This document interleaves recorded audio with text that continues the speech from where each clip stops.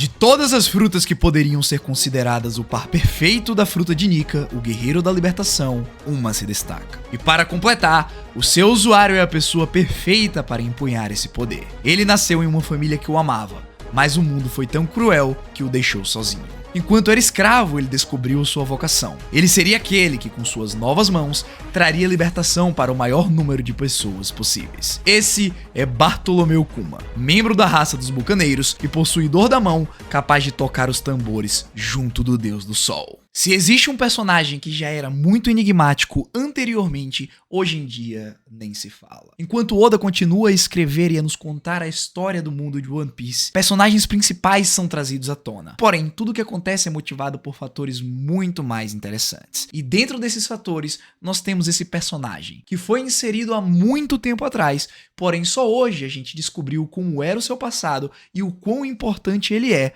para o futuro da obra. Não somente ele, mas como toda a sua família foram ligados ao incidente de God Valley e muito provavelmente foram os responsáveis pela criação do exército que libertou milhares de pessoas. A informação mais antiga que temos sobre o passado de Kuma vem de Perona, que afirmou que ele era um pirata extremamente violento, conhecido por ser extremamente brutal. Através de suas ações, ele ganhou a alcunha de O Tirano e foi eventualmente convidado pelo governo mundial para se tornar um dos 7 Chichibukais. A primeira vez que nós sequer ouvimos falar sobre o Kuma foi um pouco depois do arco de Alabasta. Se vocês podem se lembrar, nós tivemos uma reunião onde apenas 3 dos 7 corsários se apresentaram. Obviamente essa cena foi marcada por um meme, onde vemos Doflamingo andando com as pernas abertas e logo atrás um grande homem segurando uma bíblia. Durante aquela época nós tínhamos certeza de que ele era um dos soldados mais leais ao governo mundial, porque após a derrota de Sir Crocodile, nós tivemos a grande reunião que foi chamada pelo almirante da frota,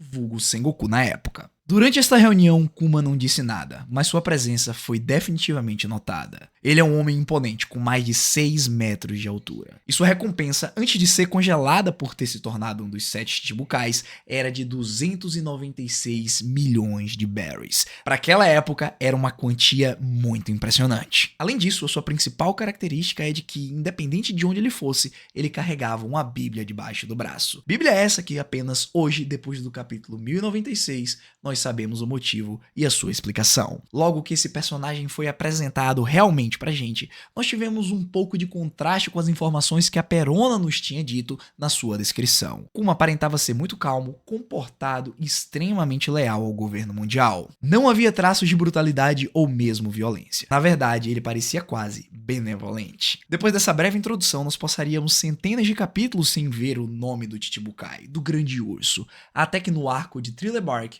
as coisas começaram a ficar interessantes. Se vocês lembram muito bem, pessoal, Kuma foi até Thriller Bark para conversar com Gecko Moria. O seu objetivo ali era apenas avisar que um novo Chichibukai tinha sido escolhido para substituir Crocodile e para que Moria tomasse cuidado com os chapéus de palha, pois eles já estavam começando a ter um certo renome, principalmente depois do que aconteceu em Enies Lobby. Kuma até ofereceu ajuda ao Moria, sugerindo que os dois enfrentassem a tripulação do Luffy juntos. Mas como era de se esperar, Gecko Moria se irritou e disse que jamais perderia para piratinhas como a tripulação do Chapéu de Palha. Kuma então testemunhou a derrota de Moria pelas mãos da tripulação do Luffy. E logo em seguida, o governo mundial ordenou que ele acabasse com qualquer testemunha da derrota do Chichibukai, incluindo até a tripulação do Chapéu de Palha. E é durante esse momento que nós temos uma das cenas que eu mais me arrepio de lembrar.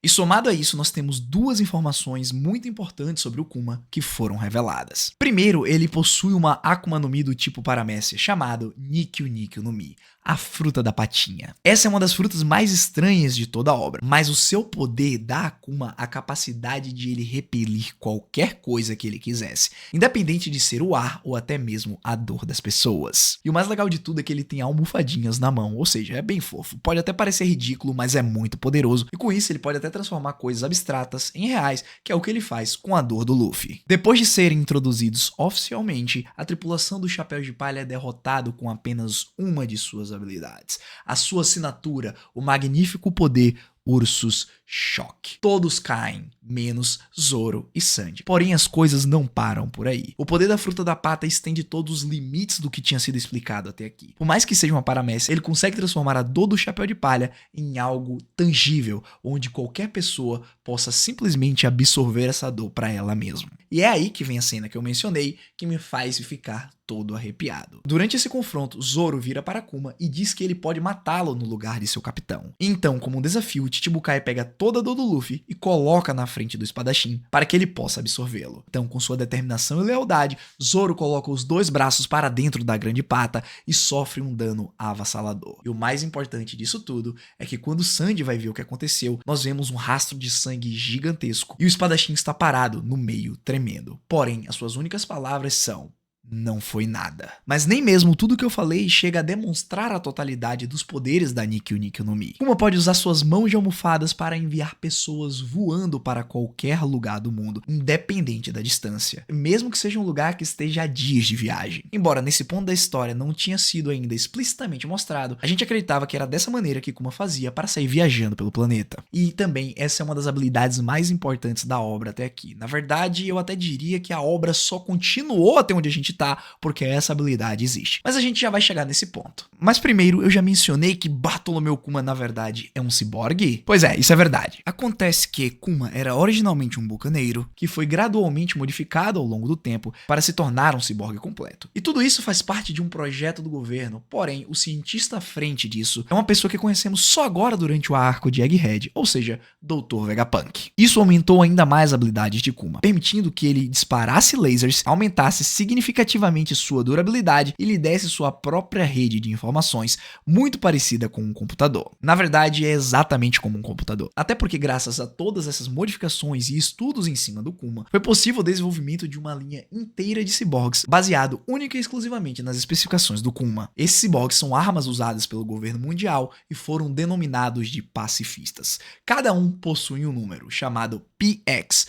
PX. Como Kuma perdeu a sua humanidade, ele recebeu um novo nome, na verdade, um novo número. Ele era chamado de PX0. Porém, eu acredito que devido à limitação de conhecimento e de tecnologia que eles tinham naquela época, Kuma é o único capaz de utilizar os seus poderes de Akuma no Mi. Todos os outros ciborgues que foram criados a partir dele, eles têm apenas a sua aparência e provavelmente a sua capacidade física e também estrutural, porque eles podem atirar lasers e outras coisas também. Pois é, o Vegapunk ainda não tinha criado o Green Blood, ou seja, ele não podia replicar Akumas no Mi tipo Paramécia. Que aí a gente só vê mais pra frente que é exatamente por isso que o S-Bear, o Serafim do Kuma, possui o mesmo poder. Esse é um personagem que estava ficando muito intrigante, não é mesmo? Ele tinha a alcunha de um tirano, porém não parecia nada com os relatos sobre ele. Na verdade, aparentava ser um cara calmo, que doou toda a sua consciência e seu corpo para o governo estudar, e graças a isso armas biológicas foram criadas, utilizando uma codificação própria. Porém, mesmo depois de tudo isso, ele carregava uma bíblia debaixo do braço. Depois dos acontecimentos de Thriller Bark, Kuma some mais uma vez, e reaparece durante o arquipélago de Sabaody. Seu motivo aparente era capturar Luffy para o governo mundial. No entanto, ele realmente protegeu o Chapéu de Palha e seus amigos das forças do governo, enviando-os para vários lugares ao redor do mundo para que pudessem se fortalecer. Nesse ponto, os fãs tiveram que se perguntar o que estava acontecendo, porque Kuma, que parecia ser tão leal ao governo mundial,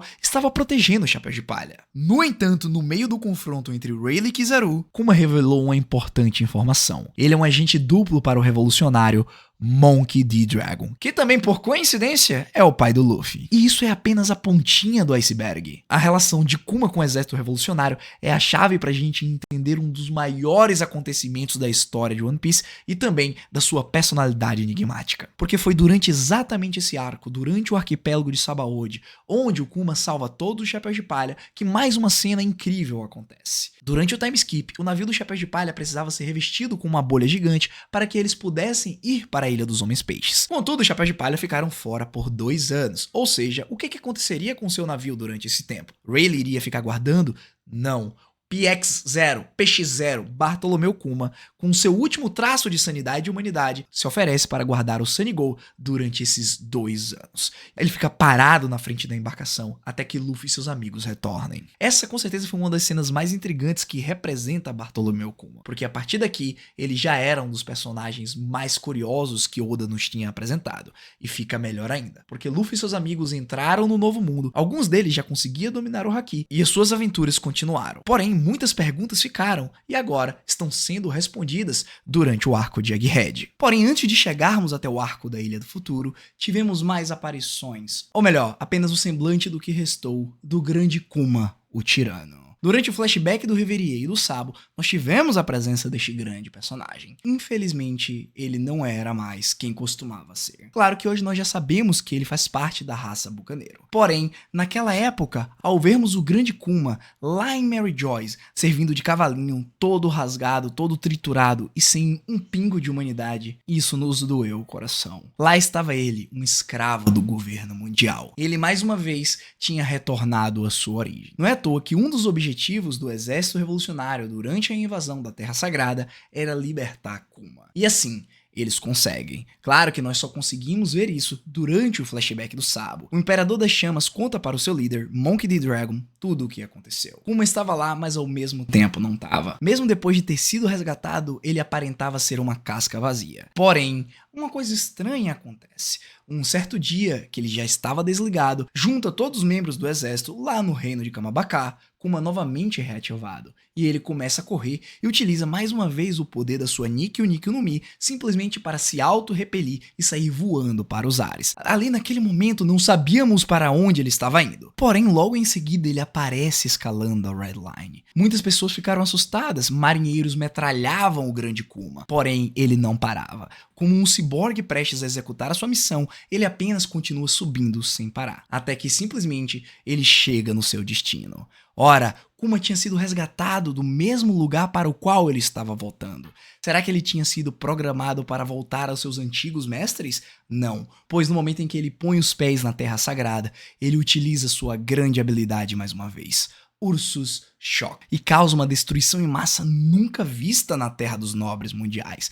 Não é à toa que a pessoa que é designada para pará-lo é o almirante da frota atual, vulgo Akainu, o melhor fazedor de rosquinhas do One Piece. Akainu, ao encarar Bartolomeu Kuma, sabe que não existe mais um pingo de humanidade, ou melhor, parecia não ter. Então automaticamente os dois entram em confronto. Só que uma coisa acontece, meio que o radar do Kuma é ativado. Algo não parecia certo. Ele automaticamente dá as costas para o Akainu e sai correndo mais uma vez. Porém, o almirante da frota não deixaria isso barato e prepara para atacar o Kuma novamente. Só que a gente já sabe como as coisas vão acabar, não é mesmo? A fruta da pata é ótima para fugir. Utilizando sua habilidade de repelir, Kuma desaparece e sai voando para uma localização que a gente ainda não sabe. Porém, neste mesmo momento, alguma coisa está acontecendo na Ilha do Futuro. Egghead, o porto central do Dr. Vegapunk, a pessoa responsável por deixar Kuma nesse estado. Lá nós vemos não só o então Yonkou Luffy do Chapéu de Palha, como uma figura esquisita, Jerry Bonnie, uma pirata que foi introduzida como um membro da pior geração. Oda se prova um gênio mais uma vez na descrição dessa personagem. Em Egghead descobrimos então que na verdade ela é filha de Bartolomeu Kuma e ela está atrás de vingança porque ela acha que o Vegapunk deliberadamente tirou todas as memórias de seu pai e fez com que ele se transformasse em uma máquina mortífera. Porém, as coisas não são tão simples assim, não é mesmo, Oda? Ao entrar numa sala secreta no meio do laboratório, uma pata gigante reluz e ali a gente percebe que se trata das memórias de Bartolomeu Kuma. Utilizando o seu poder, ele repeliu toda a essência do que se fazia ser o seu ser para fora do seu corpo físico. E ali, Bonnie então coloca as duas mãos para ter um vislumbre do que aconteceu. Naquele momento a gente vê o pequeno Kuma sofrendo bullying. Ele chorava, era uma época distante, não sabíamos quanto tempo, porém ali tínhamos certeza de uma coisa: se trataria de um evento extremamente importante para a narrativa de One Piece. Pouquíssimos capítulos depois de termos sido introduzido a essa realidade que Kuma vivia, um personagem novo aparece. Um ancião, Jay Garcia Saturn. Ele, com sua forma demoníaca, se coloca imponente na frente de todos os chapéus de palha. E então, depois de derrotar o Sandy, ele segura Bonnie e está preparado para executá-la. E é aí que um grande flashback começa. God Valley, 38 anos no passado. Ou melhor, vamos voltar um pouco? 47 anos atrás, no reino de Sorbet, no South Blue, um jovem casal acaba de ter um filho. Um deles é revelado ser da antiga raça bucaneira, enquanto a outra é apenas uma humana. O bebê era tão gigante que nós ficamos com uma certa dúvida de como é que aquela mulher tinha parido aquela criança. Embora tudo parecesse normal, é nos revelado que os bucaneiros são caçados pelos nobres mundiais há centenas de anos. Ou seja, alguma coisa eles fizeram para os Gorosei em Sama para serem caçados. Quem sabe essa raça fez até aliança com Joy Boy durante a Grande Guerra, não é mesmo? Espero que a gente descubra logo logo. Continuando a história do nosso pequeno Kuma, logo que ele nasceu, as amostras de seu sangue é vazada para o governo e descobrem que ele faz parte da raça bucaneiro. Então vários agentes são mandados até a ilha e a partir disso, Kuma e sua família se tornam escravos. Sua mãe, que era apenas uma humana normal, não aguentou muito tempo e acabou falecendo. Seu pai, todo machucado e ferido, tentava animar o seu filho. E então ele lhe ensinava sobre uma certa criatura, o deus do sol Nika, o guerreiro da libertação. Um ser que um dia voltaria para dar liberdade a todos, até mesmo para os escravos. E então, tentando elevar o astral do seu filho, ele dançava enquanto imitava os sons dos tambores da libertação. Até que um certo dia, um Tenryubito o mata por estar fazendo barulho. A partir desse momento, Kuma se torna órfão, até que ele é levado para uma ilha que conhecemos muito bem, God Valley, 38 anos atrás. Estava acontecendo um certo tipo de torneio, onde uma vez a cada 3 anos, os nobres mundiais desciam da Terra Sagrada e caçavam a população de uma determinada ilha. E não só isso, eles também soltavam escravos, e o seu único objetivo era matá-los. E assim, eles ganhariam pontuação, e os nobres que tivessem mais pontuação receberiam um prêmio, que possivelmente era um Akumas no Mis. Neste ano em específico, nesta ilha em específico, Kuma estava lá desesperado, e é lá que ele conhece Ivankov e Ginny, uma criança que adora comer um bifão e aparentemente possui cabelos rosas. Ginny é extremamente inteligente e bola um plano para que todos fugissem da ilha. Claro que com a ajuda de Ivankov, que logo pensa que naquela ilha possuem 2 Akuma no Mis. A primeira, o Ou no Mi modelo Seiryu, a fruta que mais tarde seria dada ao Kaido, e claro, Nikyu no Mi, a fruta que o Bartolomeu Kuma comeria logo na sequência. Então, seguindo o plano da Ginny, um grande caos acontece. Ela vaza informações da ilha. Ela passa a ideia de que os nobres mundiais estão indefesos. Então a gente vê apenas grandes nomes chegando até lá. Rocks Pirates com seu capitão Rocks Dizback, a pessoa que aparentemente é o pirata mais forte que já existiu. Depois nós vemos a tripulação dos piratas Roger com o seu capitão, futuro rei dos piratas Goldie Roger. E ao mesmo tempo, vemos o futuro herói da marinha Monkey D. Garp com Bolgard ao seu lado. E então, o incidente de God Valley tem o seu começo. Se aproveitando de todo esse caos, Kuma e Ivankov conseguem as 2 frutas, porém Big Mom impede que a Ou no Mi seja consumida, mas ela não é rápida o suficiente para parar Kuma de comer a fruta da pata. Então, como um raio misterioso, o ancião Saturn aparece, dando um ataque mortal no nosso pequeno urso. Porém, ele é um bucaneiro e não seria morto apenas com isso. O Gorosei tem uma aparência de onipotência, e ele afirma que pessoas das raças dos bucaneiros não têm permissão de viver livremente. Já foi selado pelo destino que há centenas de anos eles só podem ser escravos. Ao ouvir essa afirmação, o jovem Kuma fica confuso sem entender o que estava acontecendo, e então ele se levanta e afirma que, independente do tamanho do poder que ele adquira, ele vai querer salvar as pessoas, ou melhor, a maior quantidade de pessoas possíveis, assim como o guerreiro da libertação, Nika. Temos um corte durante o incidente de God Valley, então voltamos para o reino de Sorbet, onde o Kuma nasceu, e também é revelado que graças ao poder da pata, Kuma conseguiu salvar mais de 500 pessoas. E então ele olha para suas próprias mãos e vê aquelas almofadinhas fofas. A partir desse fato, ele faz a relação com as mãos da libertação. A sua Akuma no Mi é quase como se fosse uma companheira direta da fruta do Luffy. Luffy utiliza seu despertar e emana os sons dos tambores da libertação, e talvez Kuma possui as mãos para tocar esses tambores. A partir daqui será contada toda a trajetória de Vankov Kumidini, como o Exército da Libertação foi criado e como o Exército Revolucionário também foi criado. Por que será que Kuma abriu mão da sua própria humanidade para servir ao governo mundial? Sem pensar muito, eu diria que foi provavelmente para salvar a maior quantidade de pessoas possíveis, pois ele se manteve fiel do início ao fim. Chegou até ser mesmo um agente duplo e se colocar em risco para trazer um pouco de alegria a todos aqueles que sonhavam com a liberdade. Então, como um real discípulo de Nika, ele cumpriu seu papel até o final. E seria muito bonito e poético se pudéssemos ver ele chegando em Egghead, salvando sua filha e presenciando em seus últimos momentos os tambores da libertação sendo emanados. Luffy voltaria ao combate e então, em seu último suspiro, Kuma daria um sorriso. Ele olharia para cima e lembraria de todas as memórias que ele fez com seu pai e de todos os ensinamentos que ele passou adiante para Bonnie. E nesse momento, em seu leito de morte, ele abriria um sorriso, assim como os membros do clã D, fechando assim a conexão entre os bucaneiros,